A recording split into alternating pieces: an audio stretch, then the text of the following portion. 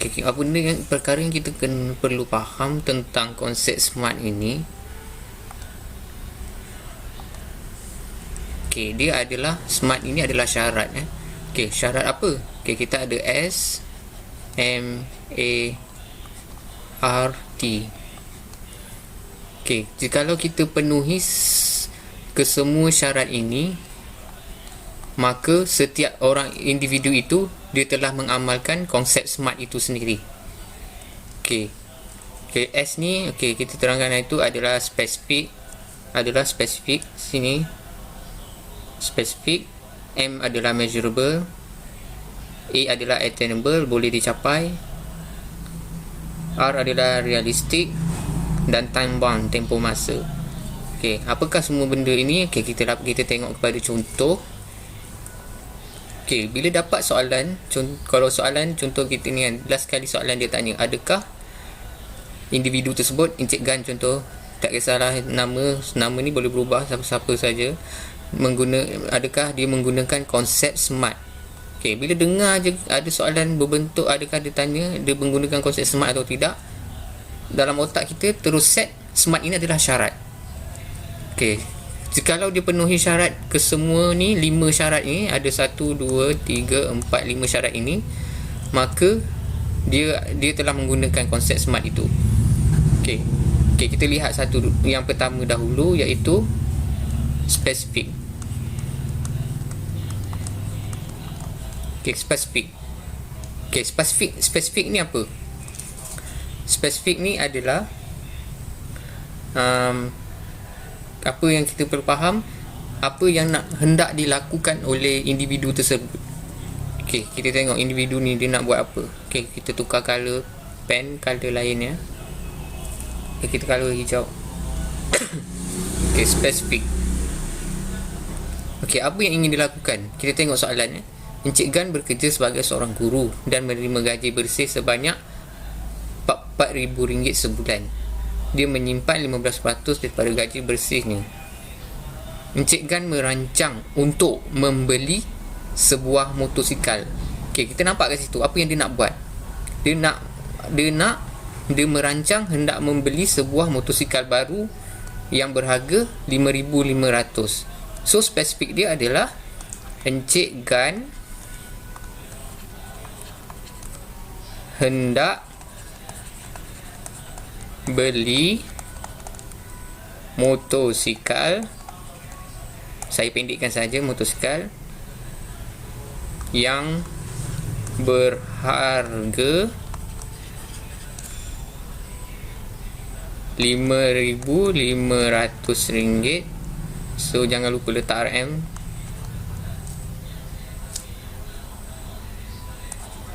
Okey, beli motosikal berharga RM5,500. Dapat lihat kat sini, syarat yang pertama dia dah penuhi, spesifik. Dia tahu apa yang dia nak buat.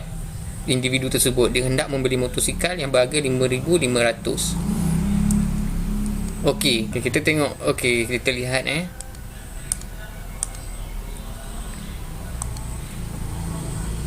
Okey, syarat yang pertama ni dia dah penuhi, dan dia penuhi syarat yang pertama.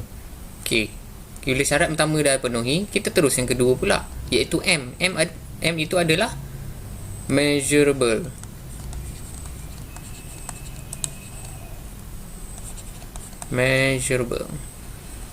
Okay, kita tukar color pen ni hijau.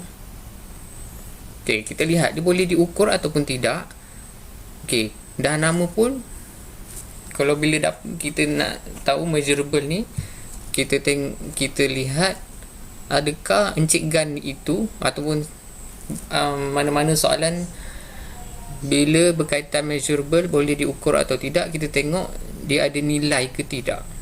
Okey, contoh kita tengok dia ada nilai, dia ada gaji dia RM4,000 sebulan.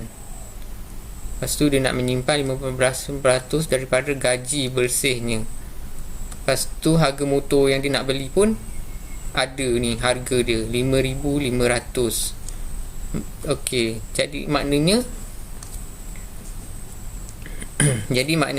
dia boleh diukur. Okey, bila diukur, boleh diukur, ayat dia kita tulis matlamat keuangan.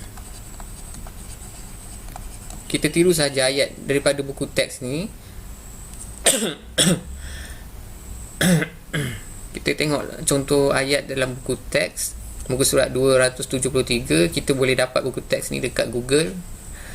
Okey, matlamat keuangan. Okey, dalam kes ni Encik Gan, kita tulis Encik Gan. Encik Gan boleh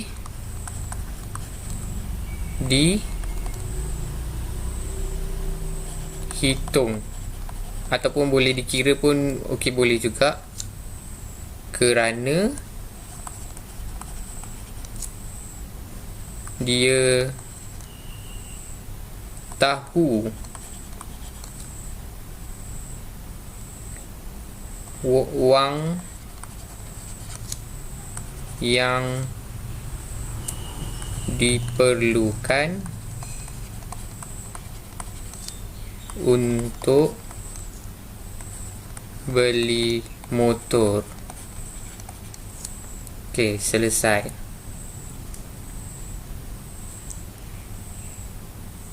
Okey, syarat yang kedua pun dia telah penuhi. Syarat yang kedua pun dia dah penuhi. Settle yang kedua. Okey, kita tengok syarat yang ketiga pula, iaitu A, attainable, boleh dicapai ataupun tidak. Tengok A, attainable. Okey, kita tulis attainable. Okey, kita tukar color pen warna hijau. Okey, kita kalau boleh dapat apa, kalau untuk attainable ni ataupun dalam bahasa Melayu boleh dicapai, automatik kita kena kira-kira sikit, sebab kita nak tahu dia boleh capai ke tidak matlamat dia. Okey, kita kira sikit dulu. Okey, gaji Encik Gan adalah 4,000. Lepas tu dia nak simpan 15%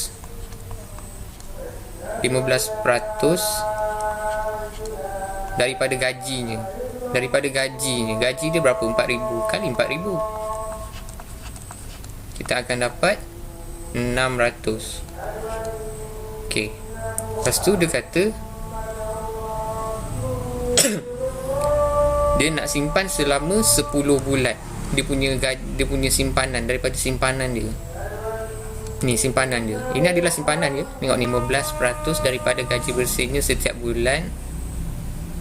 Dia ingin menyimpan 15%. Ini maknanya ini adalah duit simpanan dia. Ini adalah duit simpanan dia. Okey, jadi lepas tu dia kata masa 10 bulan, dia kata dalam masa 10 bulan tu dia nak simpan untuk beli motosikal menggunakan duit simpanannya. Nampak ni, menggunakan duit simpanannya. Okey, jadi maknanya duit simpanan dia ni kita kalilah dengan 10 bulan. Jadi maknanya kita akan dapat 6,000. Okey, kita tengoklah duit yang dia nak simpan ni dengan harga motor dia. Adakah dia cukup nak beli motor tersebut dalam masa 10 bulan tu? Kalau dia simpan duit dia 600, cukup lah kan? So maknanya dia boleh dicapai. Okey, ayat dia kita akan tulis, kita tiru je macam dalam buku teks ni. Matlamat. Okey, saya short formkan je keuangan Encik Gan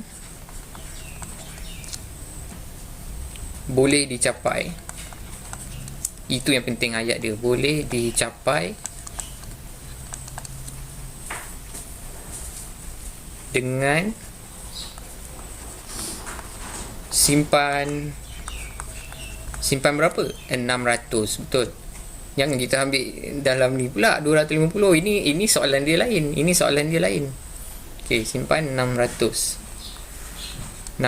ringgit sebulan.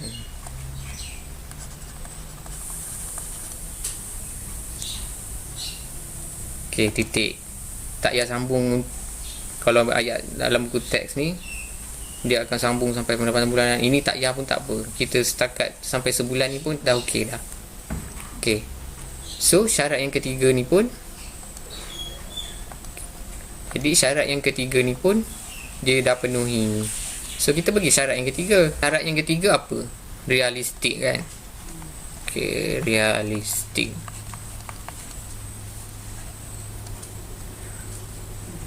Okey. Okey, realistik ni dia berkait rapat dengan attainable ni. Okey, kita tengok tadi kan dia boleh dicapai kan. Okey, sekiranya dia boleh dicapai, so automatik dia bersifat realistik. So kita akan tulis terus jawapan dia matlamat. Kita tiru sahaja contoh yang dalam buku teks ni. Kewangan Encik Gan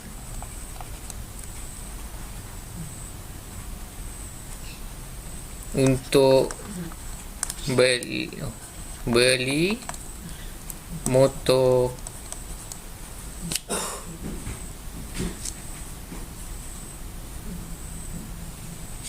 bersifat beli motor dalam masa berapa masa dia? 10 bulan, betul? 10 bulan bersifat realistik.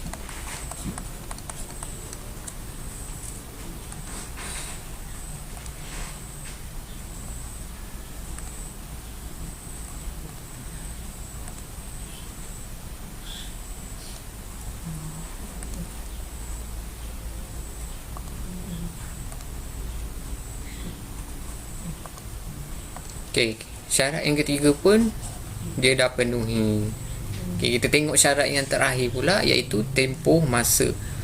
Okey, kita tengok syarat yang terakhir iaitu T, tempoh masa.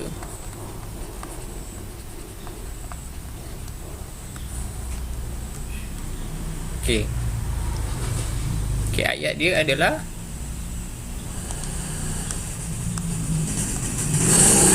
matlamat. Kita tiru saja ayat macam dalam buku teks ni. Keuangan Encik Gan mempunyai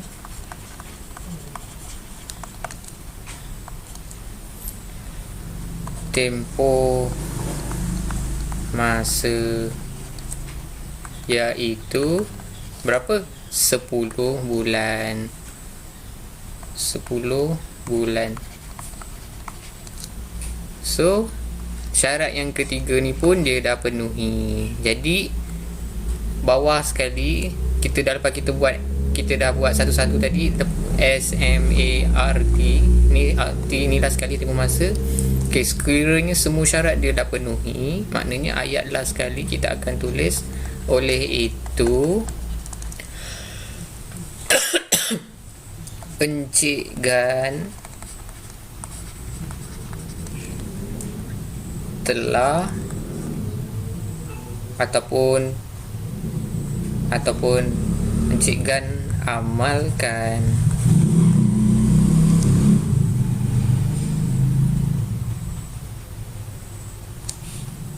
konsep SMART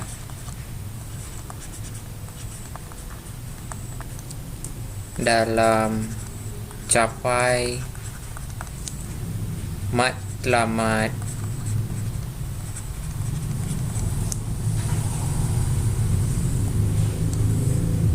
keuangannya.